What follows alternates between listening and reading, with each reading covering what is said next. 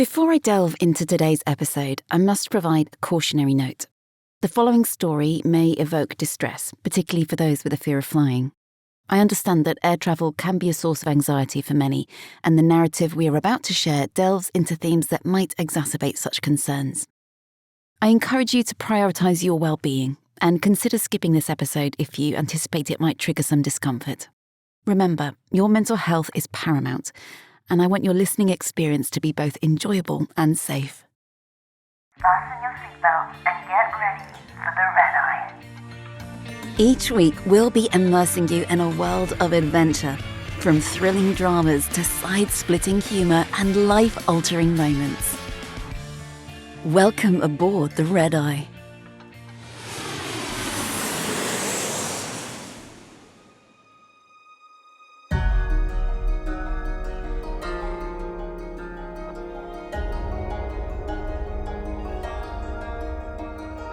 This week, we are looking at things from a different perspective. After all, crew aren't the only ones on board. The vast majority of people on most planes are the passengers, and from each seat, they get a different view of what's happening. For the passenger who told us this story, he probably wished he hadn't had the one he ended up with. It really had been the trip of a lifetime. A honeymoon of dreams spent seeing parts of Asia that they'd both always dreamed of seeing. But as they arrived at Bangkok airport that afternoon, all that Sian could think of was getting back to her baby. Alfie might have been 4 years old now, but he would always be her baby, and she couldn't wait to get back and squeeze him, breathe in the smell of him that she'd missed so much. It hadn't mattered how much her parents had assured her that he was happy and having a great time. The whole time they'd been away, she couldn't fully believe that he wasn't missing her deep down. Matt referred to it as mum guilt when she tried to explain it to him, but he didn't really understand. Since feeling guilty about leaving their son behind was something that he was enviably free from. They stood side by side and looked up at the departures board. With their bags already checked in, they had hours before a gate would be announced. "Beer?" Matt grinned down at her. Sian shrugged. "Airside rules," she said. This was the 4th, or was it the 5th airport they'd been in? From their first stop in Singapore to the rugged regional ones around Thailand, in each one they had adhered to their prescribed airside rules of a few local beers before takeoff. It would be hours before Matt would have to drive back in London anyway. An image of a grey London Heathrow appeared in her mind and made her sad for a moment, before she replaced it swiftly with Alfie's face and smiled. We are now boarding rows 40 to 50. Sian almost missed the boarding call, drowned out by the noise of the rather excitable crowd that was waiting in the gate with them. "That's us," she said excitedly, pushing herself up from the hard plastic seat. 46J and K, said the gate agent, scanning their passports. She smiled and handed them back, waving them through with her hand. The jet bridge echoed as people spoke loudly, and to Sian it all seemed too chaotic for what was nearly the middle of the night. She hoped they'd all settle down soon, so that she could get some sleep and be fresh for home. On board, she looked left longingly, sighing as she always did at the business class cabin that they weren't flying in. Matt caught her and took her hand.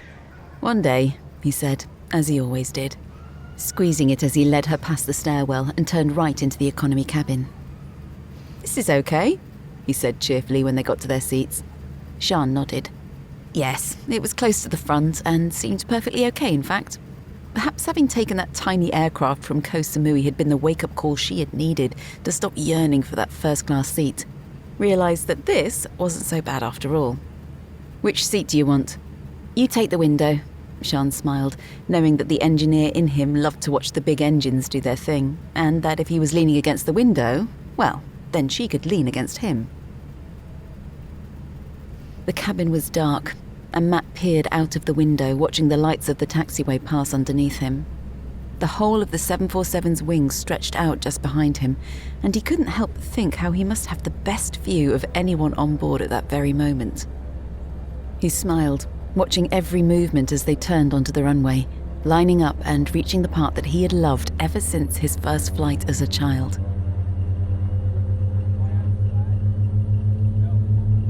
The pilots applied power, and the runway lights flashed past faster and faster as they sped towards takeoff. The sound came first. It was like a claw hammer being dragged across an industrial-sized chalkboard, and it sent a cold shiver right through Matt's body. He felt Sian lift her head from his shoulder, just as a vibration seemed to pass through the entire aircraft. Matt put his hand on the fuselage to make sure that he wasn't imagining it, just as his window blind shook down from its casing. He pushed it back up, glancing across the cabin to where he could see others doing the same thing with theirs. Matt thought, just as the plane lifted from the runway. That was weird. The plane carried on climbing quickly upwards, and Matt relaxed back into his seat, waiting for that moment when the landing gear retracts, and that feeling that the plane is truly flying.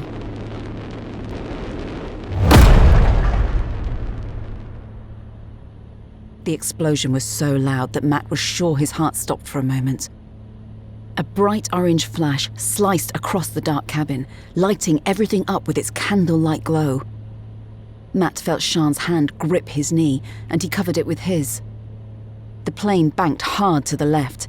A few people cried out, but most, like them, sat in silent disbelief for what seemed like an age while it righted itself. The orange glow dimmed. "Is this really happening?" He heard the girl behind, her voice a heavy drawl that suggested she'd been woken from a drug-induced sleep. "Am I awake?" she asked over and over. Reluctantly, Matt looked out of the window. He could see immediately that the furthest engine was well and truly on fire, flames pouring out of it like molten lava up and over the wing. Burning shards of something fell out of the back, leaving a trail behind that must have resembled a meteorite from below. They were still low in the sky, and down below he could make out the fishing trawlers lit up in the inky black ocean. He could just about make out the shapes of the fishermen on board moving around, and he wondered if they had noticed yet what was happening just above them. For a second, he imagined them coming to save them in their boats if the plane ditched right next to them, and then he shook his head to get rid of the image. "Matt?" Sian squeezed his arm. He took one last look before turning around, reassuring himself that the engine cowling was still intact, and it seemed that the main fire was subsiding, along with his initial rush of adrenaline. "It's okay, love," he said with a small smile. "They've got 3 more engines." Sian wasn't comforted by the chief flight attendant's apparent calmness. Perhaps it was the way he had undone the top button of his shirt and taken off his tie that made her think he was way more hot under the collar, so to say, than he was letting on. She watched over the top of the seat in front as he made an announcement, telling them not to worry, that everything would be fine. Well, that was all well and good, she thought, and Matt seemed to agree with him.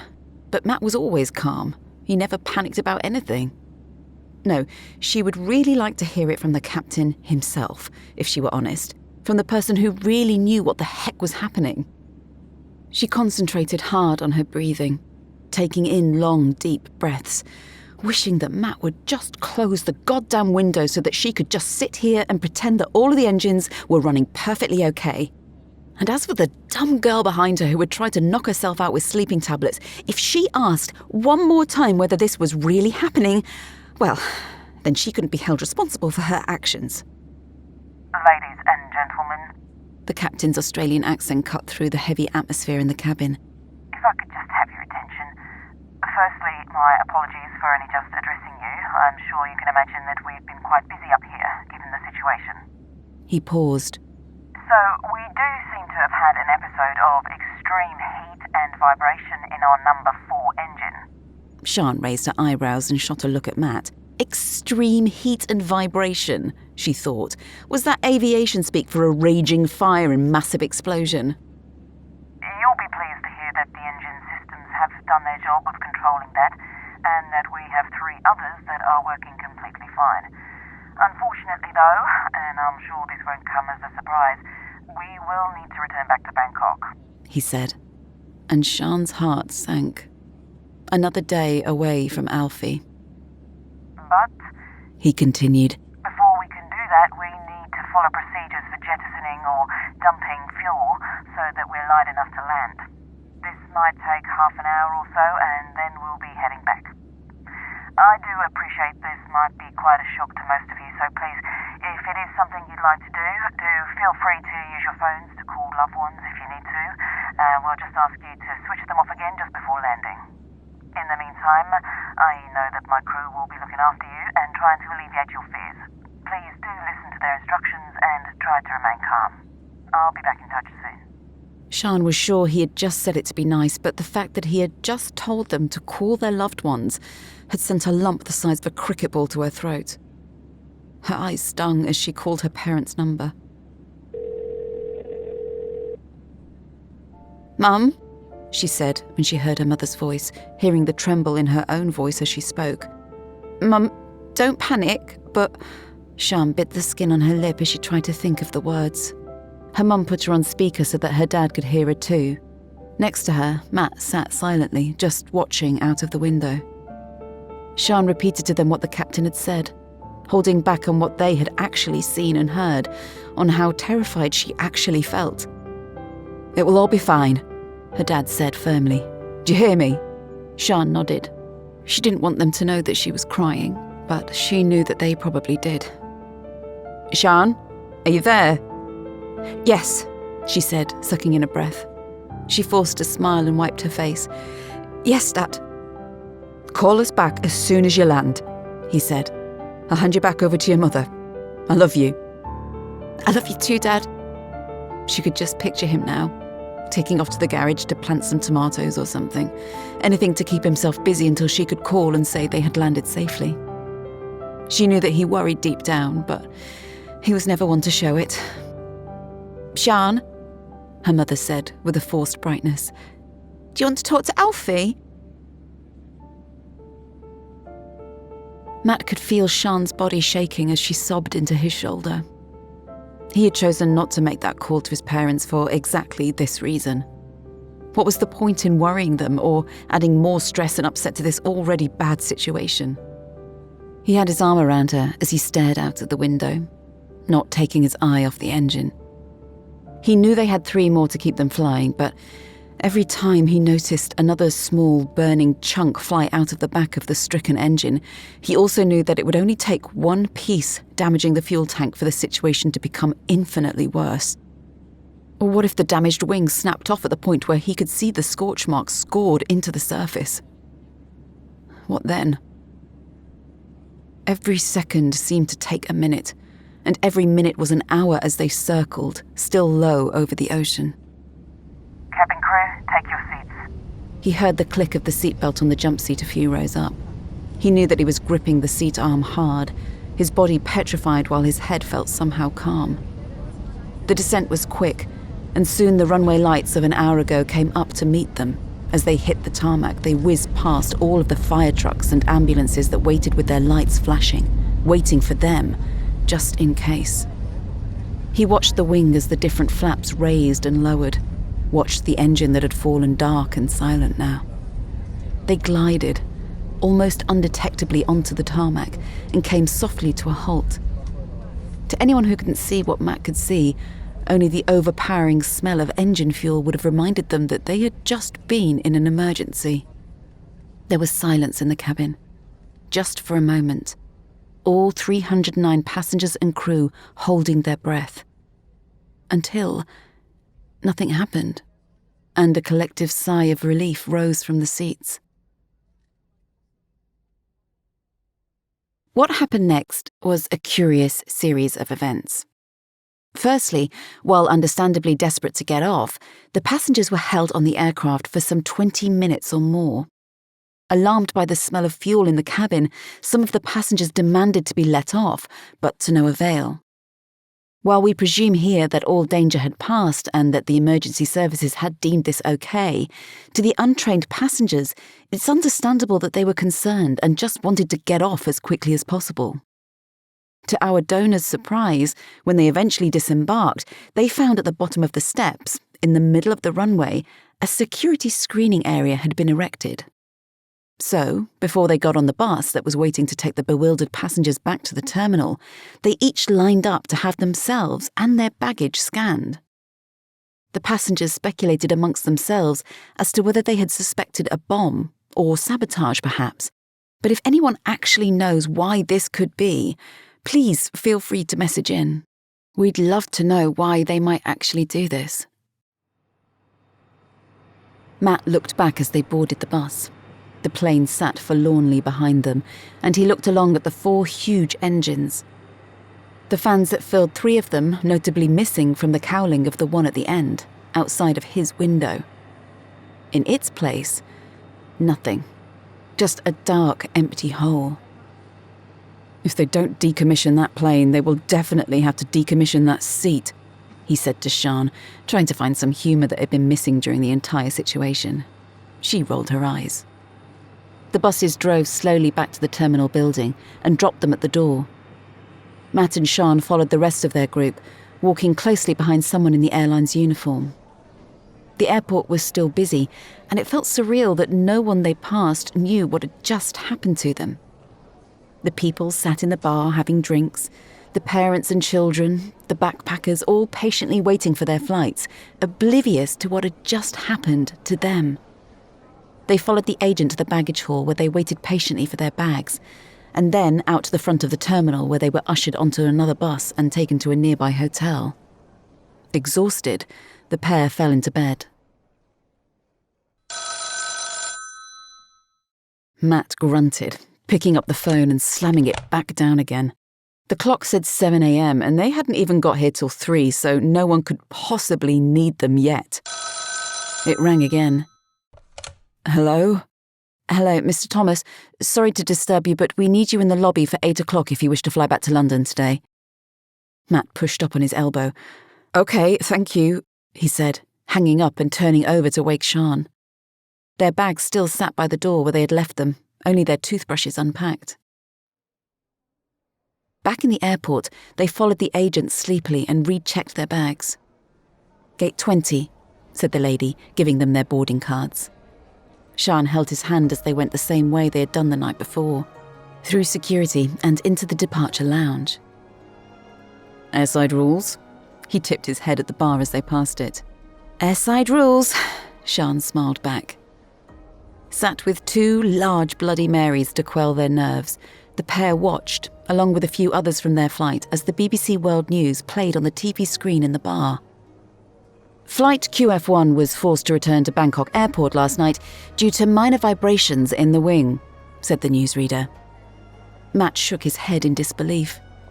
He looked around at the other people from the flight who all wore the same confused look on their faces. Minor vibrations. What about the raging fire and the fact that the whole engine had practically disintegrated in front of his own eyes?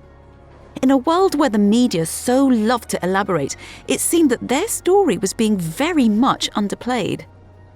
"Surely there'll be an investigation?" Sian asked. Matt nodded. He was sure that what had really happened would come out soon enough. On the plane, they nodded in silent acknowledgement at the people who they knew. Faces they recognised as they took their seats. Dotted amongst them were people who had the luxury of ignorance, that hadn't seen what they had. When the final door closed, the flight attendant walked along and checked their seatbelts. He had his shirt done up and tie on, obviously and reassuringly free of worry. When he had passed, Matt took a deep breath, leaned back in his seat and closed the window blind. This was one takeoff he didn't care to watch.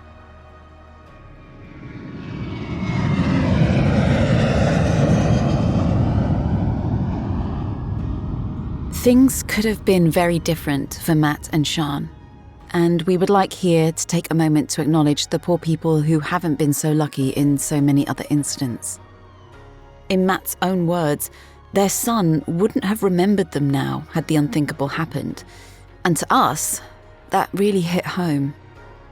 A full investigation was launched, and the reason for the incident was attributed to human error during the engine's most recent service. If you'd like to read more about it, we've linked the subsequent news articles in the show notes.